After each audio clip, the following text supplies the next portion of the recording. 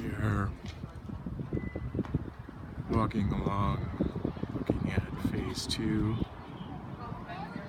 still under construction. Corner looks down toward the Edmonds ferry boat. And looking beyond is phase 1, the Edmonds Post Office project. A brick base, precast cornice over that brick base. And then some of the bays are brick.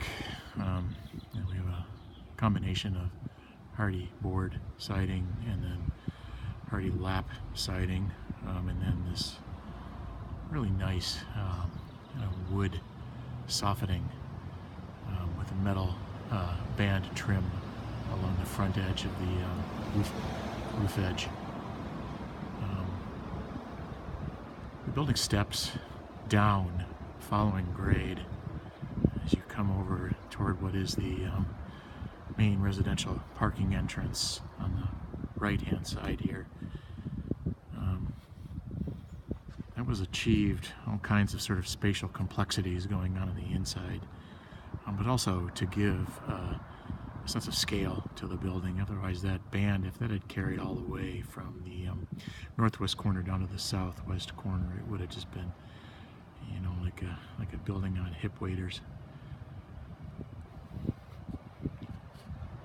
The trellis feature element was a bit of a compromise. It sort of got VE'd into some fairly wimpy pieces of wood.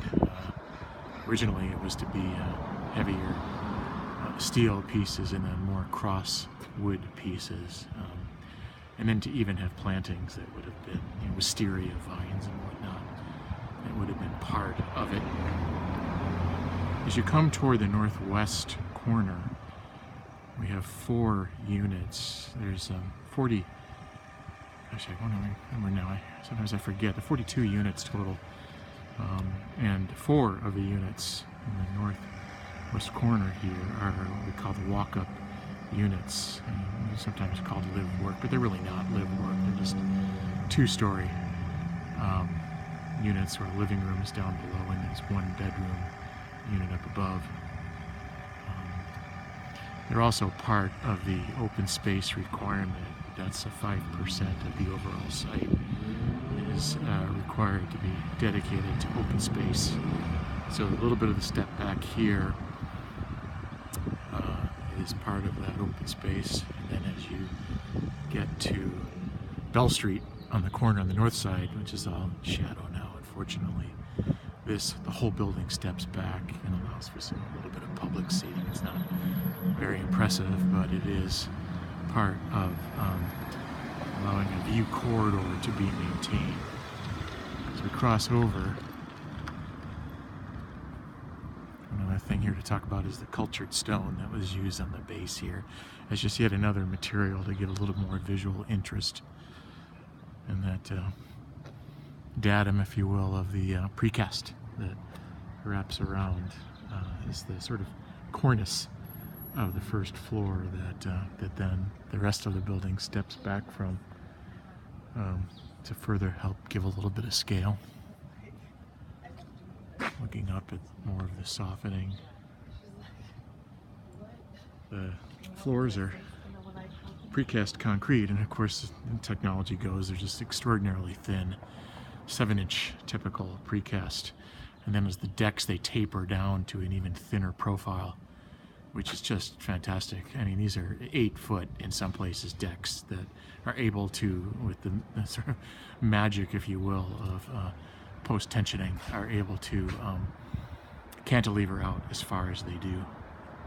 Main entrance to the residential is here with the glass canopy and the cultured stone, and again a precast capping to it, and a nice sort of warm wood front door. And then the building tucks into the hill. So this is one of the interesting things spatially about this building, is that it in some parts of it, when you get to the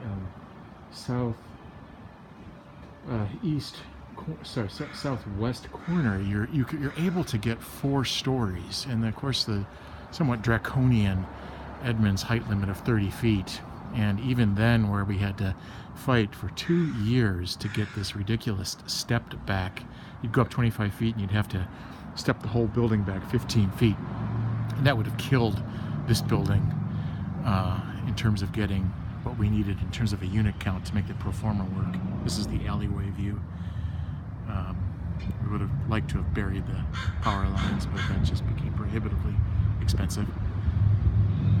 But anyhow, going back to the height limit, 30 feet, and then what that does is it, because of the interesting dynamics of this site, which crowns toward the midpoint and then slopes down toward its corners, we were able to calculate out an average grade that gave us the way it can tuck into the hillside, literally 4 stories in parts of it, and we're able to get the unit count up to where the unit count was really worked to make this building work. It's got underground parking down one level, and then sort of tucked into this back hillside beneath these units that you see in the alleyway is parking for the post office. And you see here how the setback, works with Bell Street here, where it keeps the view corridor with that building beyond, and then onto that lovely water view beyond that. And that's that.